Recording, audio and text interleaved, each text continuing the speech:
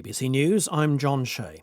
The US Olympic and Gymnastics Federations have agreed a settlement worth $380 million with the sexual abuse victims of Larry Nassar, the former national gymnastics team doctor. The settlement is said to be the largest ever for victims of sexual abuse in the US. Ali Maqbool reports. The settlement relates to the action brought by hundreds of gymnasts, including Olympic gold medalists, high-profile names like Simone Biles, and victims who can trace their abuse as far back as the mid-90s. Larry Nassar had been the main doctor for Olympic gymnasts, and while it's taken 3 years since his convictions to come up with this settlement, to be paid by USA Gymnastics and the US Olympic and Paralympic Committee, it's seen by many as clear acknowledgement by those organisations that they cannot escape accountability for failing to stop him. The governor of Kentucky in the US says more than 100 people remain unaccounted for in his state alone after tornadoes ripped through the region at the weekend. Andy Beshear said 64 people were confirmed dead, but it may be weeks before it's clear how many lives have been lost and how much property has been destroyed. A Kentucky senator, Whitney Westerfield, said he was shocked by his visit to Mayfield, one of the worst-hit towns.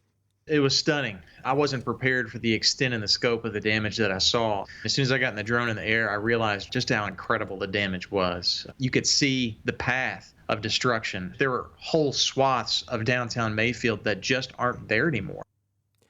Iran's ambassador to Britain says Tehran is still committed to the international nuclear deal and will not be intimidated by warnings that current talks are the last chance to revive the agreement.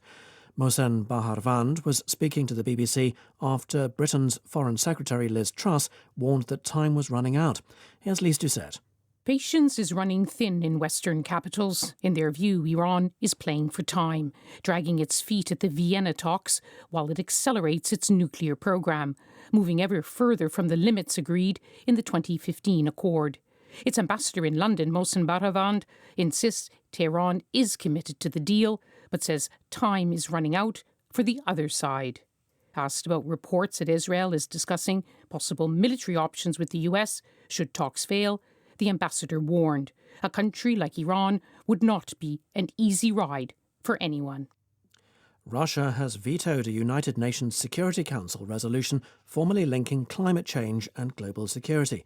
The resolution would have resulted in global warming being listed as an international security matter, requiring the UN to make it a central part of its conflict prevention strategies. 12 out of 15 members of the Security Council supported it, but India voted against and China abstained. World News from the BBC. The Tunisian President Kais Saied has announced that Parliament will remain suspended until fresh elections are held a year from now. In a national address, Mr Saied said a public consultation process would begin next month, with a referendum on constitutional reforms in July. Officials in Nigeria say suspected criminal gangs have raided a market in the central state of Plateau, killing at least 8 people, including children. The raid happened in the village of Pinau late on Sunday. Residents say the gunmen were responding to the arrest of a suspected member of their gang by a local vigilante group. An appeals court in France has cleared a well-known Congolese musician, Koffi Olomide, of sexually assaulting 4 of his former dancers. It overturned a ruling from 2 years ago that found him guilty of the statutory rape of one of the dancers when she was 15. Olomide was given a suspended 18-month sentence for holding the dancers against their will at a villa outside Paris.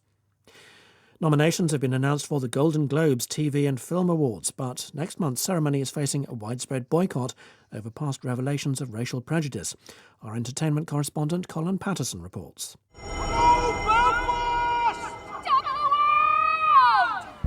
Belfast, about the Troubles in the 1960s, has 7 nominations, including Best Film Drama and Best Director for Sir Kenneth Branagh. But any wins won't be seen on TV. Earlier this year, it emerged that not one of the 87 members of the Hollywood Foreign Press Association who vote for the Golden Globes was black, and that had been the case since 2002. In response, the rights holder, NBC, announced that it wouldn't televise the 2022 awards. Amazon and Netflix refused to screen their films to voters, and Tom Cruise returned the 3 Golden Globes he'd won. BBC News.